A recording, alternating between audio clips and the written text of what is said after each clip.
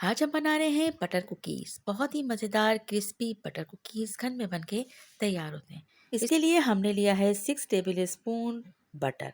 Butter में हम add करेंगे तकरीबन 150 ग्राम मैदा और तकरीबन हम इसमें 75 ग्राम पिसी हुई शुगर ऐड करेंगे, 1 टेबल स्पून अंडा और 1 टेबल स्पून ही मिल्क पाउडर। अच्छी तरह से मिक्स करेंगे और 2 हिस्सों में कर लेंगे इसे डिवाइड।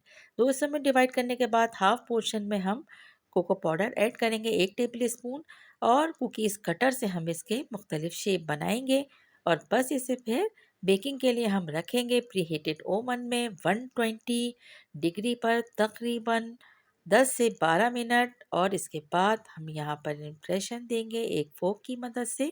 बहुत मज़ेदार और बहुत ही शानदार से ये कुकीज़ बनके तैयार हो जाते हैं। एक बार ज़रूर ट्राई कीजिएगा। आई होप आपको रेसिपी पसंद आई होगी। Thanks for watching. Take care. अल्लाह हाफिज़।